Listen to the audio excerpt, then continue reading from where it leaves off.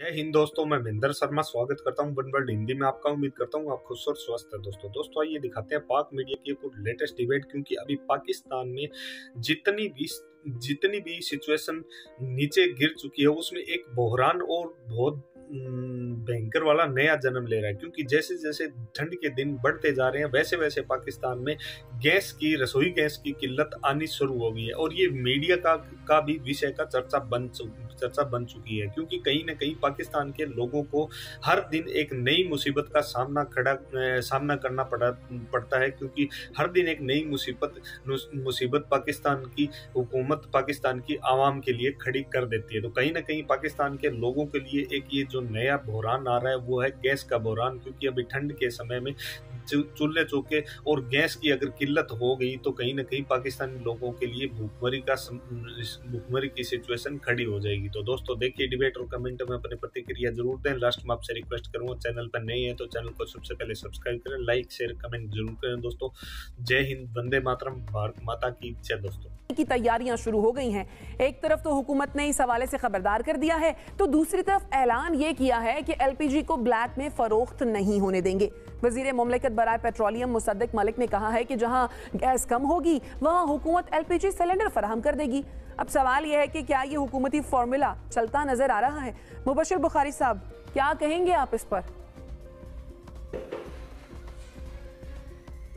जी मैं क्या कहूँ इस पे, जैसे मर्जी हुकूमत प्लान कर ले, लेकिन हम पाकिस्तानी जो मार्केट कल्चर है उसमें जब इस तरह की अपॉर्चुनिटीज़ निकालती है या गवर्नमेंट को इस तरह के फार्मूलाज लाती है तो अल्टीमेटली ब्लैक मार्केट एक्सपेंड होती है।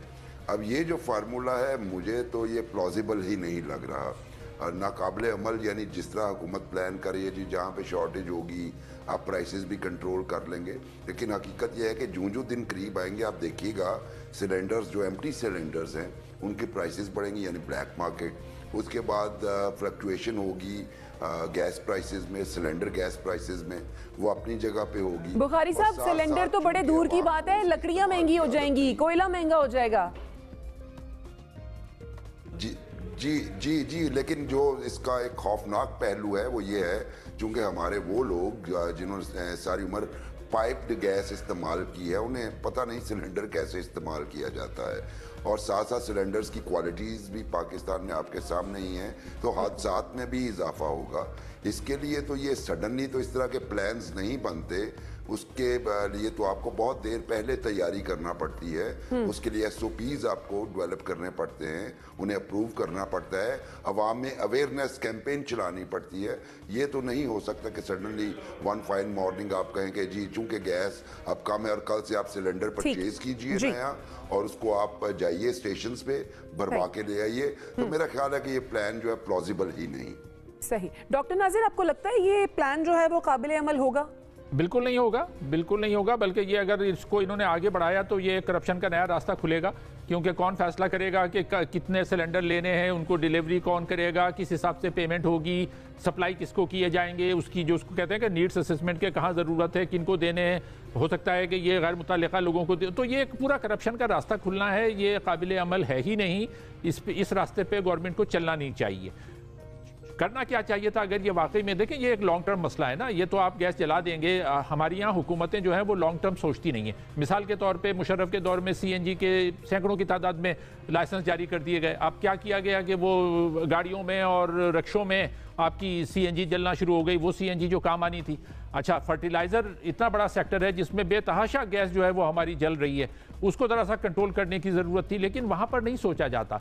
तो गवर्नमेंट अगर वाकई में करना चाहती है तो इनको, अगर आवाम का ख्याल है तो इनको करना ये चाहिए कि ये सोलर एनर्जी के पैनल फराहम करें लोगों को। क्योंकि अगर सोलर एनर्जी के पैनल फराहम होंगे तो वो एक कम से कम कुछ अरसे के लिए देर पा तो उसका हल है निकलेगा। क्योंकि तेल आपका जाता है बिजली पैदा करने में, अगर बिजली की वो कम होगी तो आपकी तेल की खपत कम होगी और इसी तरह से एनर्जी का दूसरा जो कंजम्पशन है वो कम होगा। तो मेरे ख्याल में ये फैसला बिल्कुल गलत है, इस पर अमल नहीं होना चाहिए, इसको रोकना चाहिए और इसको लोगों को इन्हें सस्ते सोलर पैनल फराहम करने चाहिए ताकि लोग अपनी एनर्जी की जो जरूरियात हैं वो वहां से भी पूरी कर सकें। सही। ज़ैकम खान साहब, वैसे क्या सोच के प्लान करते हैं और ये फॉर्मूलाज बनाते हैं हमारे वुज़रा? देखिए, पहली बात तो ये है कि मुझे खुशी है कि किसी हुकूमत ने एलएनजी की बात तो की, क्योंकि LNG आम लोगों का, गरीब लोगों का फ्यूल है। अगर आप पाकिस्तान में गैस की कंजम्पशन को देखें तो ये जो पाइप्ड गैस है, जो आपके घरों में गैस आती है, ये पाकिस्तान के सिर्फ 22% लोगों को मैसर है। शहरों के 22% लोग, और शहरों के भी ऐसे बहुत से स्लम्स हैं जहाँ पे ये मौजूद नहीं है। तो 78% पाकिस्तानियों को ये दस्तयाब नहीं है। लेकिन आप देखिए, इस वक्त भी वज़ीर साहब जो बात कर रहे हैं वो उन 80% के हवाले से बात नहीं कर रहे हैं, वो इन्हीं 22% के हवाले से बात कर रहे हैं कि इनको जो दुख सहने पड़ेंगे, उनके दुख दूर करने के लिए हुकूमत LNG का बंदोबस्त करेगी। भाई, हुकूमत आज तक उस 80% के लिए क्यों बंदोबस्त नहीं करती?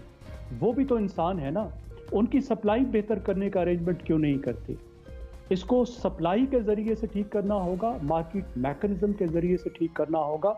और हमें ये समझना होगा कि इस वक्त पूरी दुनिया एक गैस के बहुत बड़े बुहरान से गुजर रही है, और सर्दियों में ये बुहरान गहरा होने वाला है।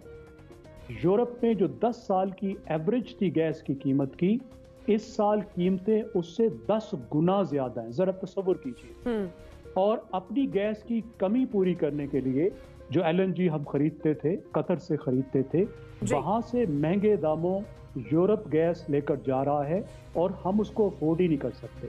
हम सिर्फ वो गैस अफोर्ड कर सकते हैं जो शाहिद खाकान अब्बासी लॉन्ग टर्म लेकर गया है, जिसके बदले में उसने सजा भुगती थी। तो अभी गैस, अभी बात आई सोलर के यूज की। देखें, जो सोलर गीजर होता है वो भी एक और भी आसान सोल्यूशन है, उसको पैनल की भी जरूरत नहीं होती। तो पाकिस्तान में कुछ मैन्युफैक्चर करके हम तो वो भी मैन्युफैक्चर करने के काबिल नहीं हुए, हालांकि इंतहाई एक सादा चीज है जो धूप से पानी को गर्म कर देता है, और आप उस गर्म पानी को इस्तेमाल कर सकते हैं। तो एक लॉन्गर टर्म, एक बड़ा प्लान बनाना होगा इस मसले से निपटने के लिए। ठीक है, बड़ा प्लान बनाने की जरूरत है। मुजम्मिल सोहरावर्दी साहब, क्या कहेंगे इस फॉर्मूले के बारे में?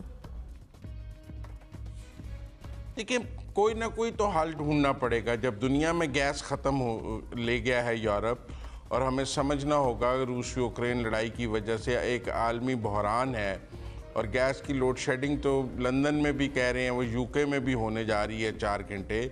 तो यूरोप के पास गैस नहीं है, तो हमारे पास नहीं है, तो इनोवेशंस तो लानी पड़ेंगी, चाहे वो LNG की सूरत में लाई जाएं, चाहे वो सोलर की सूरत में लाई जाएं, चाहे वो और किसी सूरत में लाई जाएं। लेकिन ज़रूरत को, क्योंकि सर्दी है, हमारे पास सर्द इलाके बहुत हैं, और वहाँ पे माइनस में भी जाता है टेम्परेचर, पहाड़ों पर बर्फ़बारी शुरू हो चुकी है। तो इसलिए मैं समझता हूँ इनोवेशन तो लानी पड़ेगी, कोई ना कोई मुतबादल हल तलाश करने पड़ेंगे। हाथ पर हाथ रख के तो नहीं बैठा जा सकता कि अब दुनिया में गैस नहीं है तो अब हम क्या करें, चुप करके बैठ जाएं। कोई ना कोई मुतबादल हल तलाश करने होंगे, और इसके लिए पब्लिक प्राइवेट पार्टनरशिप को सामने लाना होगा, और ये यकीनी बनाना होगा कि जहाँ ज़रूरत है वहाँ किसी न किसी शक्ल में एनर्जी और गैस पहुँचे।